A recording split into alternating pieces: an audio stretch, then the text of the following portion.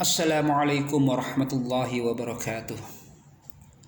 Alhamdulillahilladzi hadana li hadza wa ma kunna linahtadiya laula an hadana Allah. Asyhadu an la ilaha illallah wa asyhadu anna Muhammadar Rasulullah. Allahumma shalli ala sayyidina Muhammad wa ala ali sayyidina Muhammad amma ba'd. Qala Allah ta'ala fil Qur'anil Karim. A'udzu billahi minasy syaithanir rajim. Bismillahirrahmanirrahim. Syahrul Ramadan alladzi unzila fihi al-Qur'an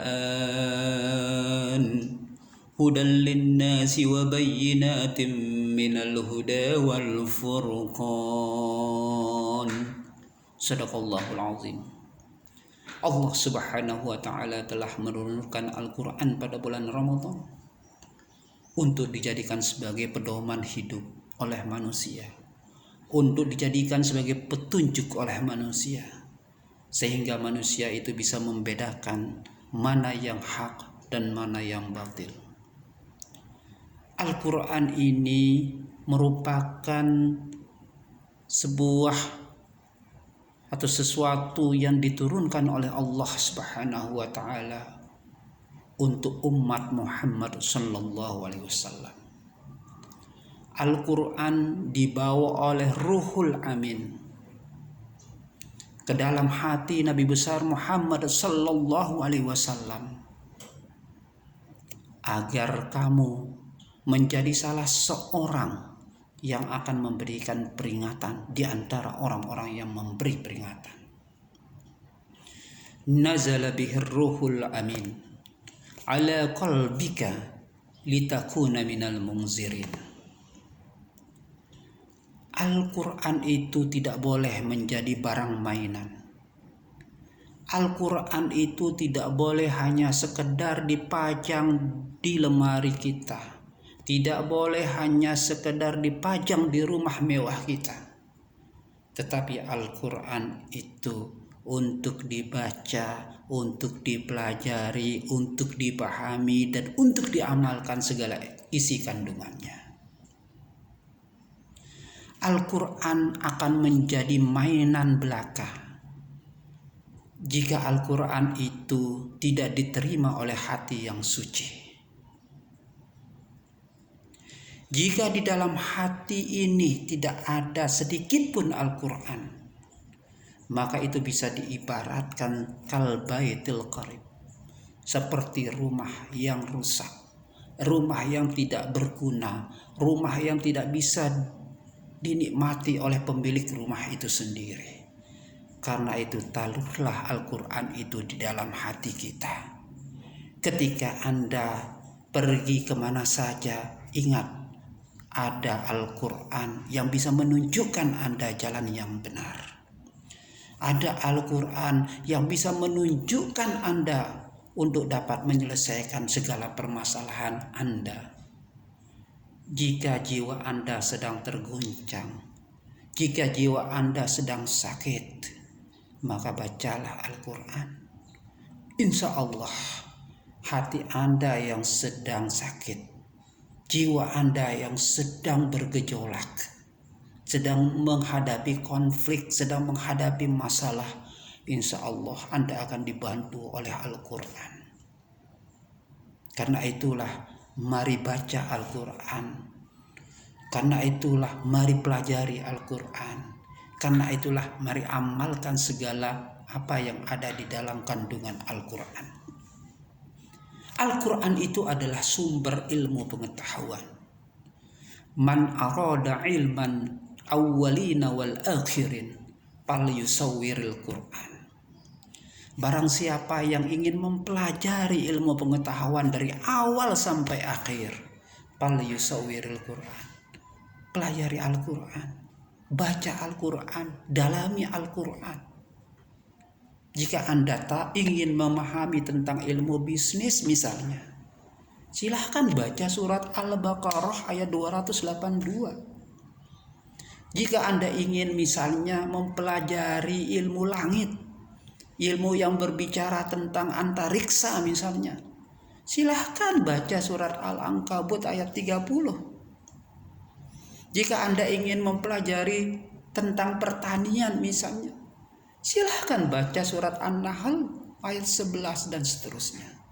Karena di dalam Al-Quran itu berisi ilmu pengetahuan, baik tentang dunia maupun juga tentang akhirat. Karena itu pada kesempatan ini saya mengingatkan pribadi saya sendiri dan mengingatkan para jamaah, mengingatkan Bapak, Ibu, dan Saudara yang mendengarkan ceramah saya atau yang menyaksikan ceramah saya. Mari kita sama-sama membaca Al-Quran. Jadikan Al-Quran itu sebagai pegangan hidup. Jadikan Al-Quran itu sebagai pedoman kita di dalam menyelesaikan berbagai permasalahan yang kita hadapi ini. Insya Allah, kalau kita dekat dengan Al-Quran, sering membaca Al-Quran, mempelajari Al-Quran, insya Allah permasalahan-permasalahan yang sulit, insya Allah bisa kita selesaikan.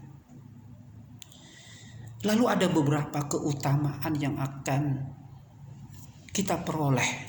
Ada beberapa keistimewaan yang akan kita peroleh. Ada beberapa ganjaran Allah yang akan kita peroleh bagi kita yang membaca Al-Quran. Ali bin Abi Thalib mengatakan, barang siapa yang membaca Al-Quran qa'iman yusolli, ketika dia sedang melaksanakan sholat, Allahu Akbar, Bismillahirrahmanirrahim, Alhamdulillahi Rabbil Alamin, Ar-Rahmanir Rahim, Maliki Yaumiddin, Iyyaka na'budu wa iyyaka nasta'in, Ihdinas siratal mustaqim, Siratal ladzina an'amta 'alaihim ghairil maghdubi 'alaihim waladdallin.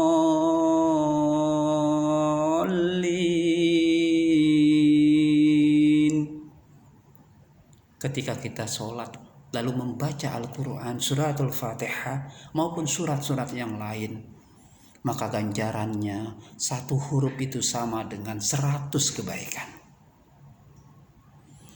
Lalu ketika kita membaca Al-Quran, pada saat kita sudah berwudu lalu membaca Al-Quran di masjid misalnya atau di rumah misalnya, tidak dalam keadaan sholat tapi kita sudah berwudu lalu memegang Al-Quran dan membacanya, maka satu huruf itu sama artinya dengan 10 kebaikan. Lalu misalnya saya sedang jalan, kita sedang jalan, kita pergi ke Pancor misalnya, atau pun ke tempat lain. Selama perjalanan kita selalu melafalkan Al-Quran. A'udzubillahi minasyaitonirrajim. Bismillahirrahmanirrahim. Wadduha wal laili idza saja ma waddaka rabbuka wa ma qala walal akhiratu khairul laka minal ula, ila akhir.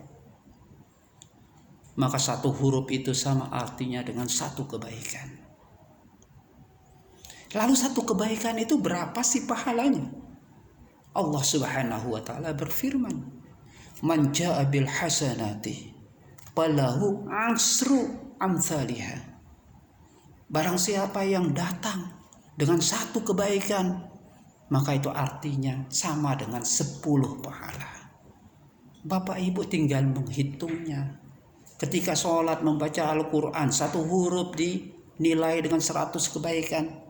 100 kebaikan. Bila mana satu kebaikan itu sama artinya dengan 10 pahala, maka tinggal dikalikan 100 dengan 10, maka itu akan memperoleh, maka kita akan memperoleh 1000 pahala. Luar biasa. Jadi pada kesempatan ini saya ingin mengajak diri saya sendiri dan mengajak para hadirin, mengajak masyarakat jamaah yang mendengarkan ceramah saya ataupun yang menyaksikan ceramah saya. Marilah kita jadikan Al-Quran itu sebagai bacaan kita setiap saat, sebagai bacaan kita setiap hari, sebagai bacaan kita setiap waktu. Demikian hal yang perlu saya sampaikan. Semoga ada manfaatnya untuk pribadi saya sendiri dan juga untuk para jamaah yang mendengarkan ataupun menyaksikan ceramah saya. Wabillahi taufiq wal hidayah, wallahul muwaffiq wal hadi ila sabili rasyad. Wassalamualaikum warahmatullahi wabarakatuh.